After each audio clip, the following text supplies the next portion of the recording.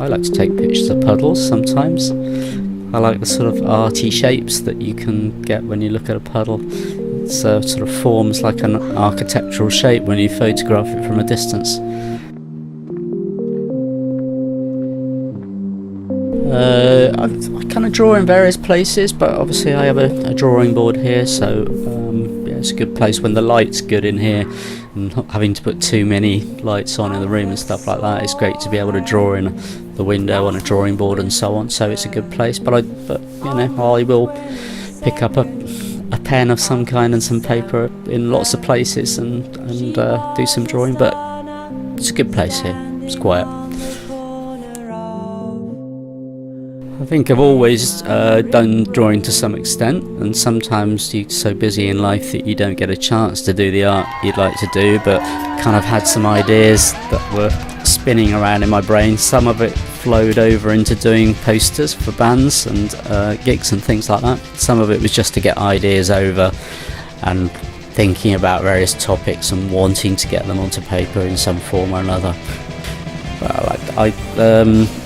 I never went to art college, but I obviously did art at school and all that kind of thing. I think probably if I got things more right when I was at the time that I was going to college, I would have persuaded my parents that it would be a good idea for me to go to art college rather than, you know, studying economics or whatever it is that I did, if you know what I mean.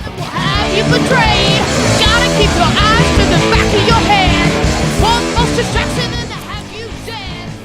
I think it's lots of things that go on. I mean, I read a lot of historical books and things like that, and I like to juxtapose the ideas of using historical themes with modern sort of sections in them, if you know what I mean. So sometimes it's all about combining the old and the new. Yeah, I've been doing drawings about mythological, so sort of ancient Greek stuff, but sort of you know, incorporating more modern themes in them, so on, to sort of make it feel, you know, different and interesting and all that kind of thing. I've done some stuff obviously about, you know, bullying, you know, sort of some mental well-being and stuff like that, just to sort of bring topics and put my idea of my take on how we should be dealing with such things. I usually incorporate occasionally into my drawings myself characters from the past that I'd have liked to meet. So if you had done things about Frank Zappa and things like that, where you know, there's various sort of heroes and so on that probably would like to have met and never got the chance to, but kind of bringing them into the future and actually sort of having a handshake or sharing a beer with the you know, the sort of hero and so on. Yeah, obviously well known. I like music, and whether it's on record or whether it's you know, going to see live music is a very important part of life. I think perhaps the most important part of life, if you know what I mean.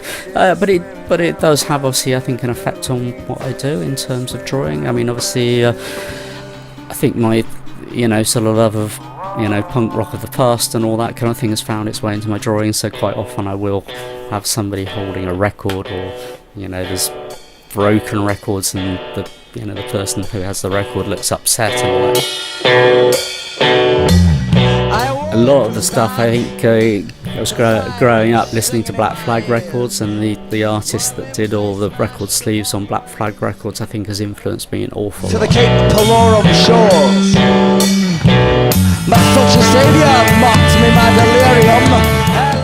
I think wherever you are, whatever you know, whatever you are, whatever your beliefs are, I would think, just say, always stick to your true beliefs and just, you know, work hard at it, I would say.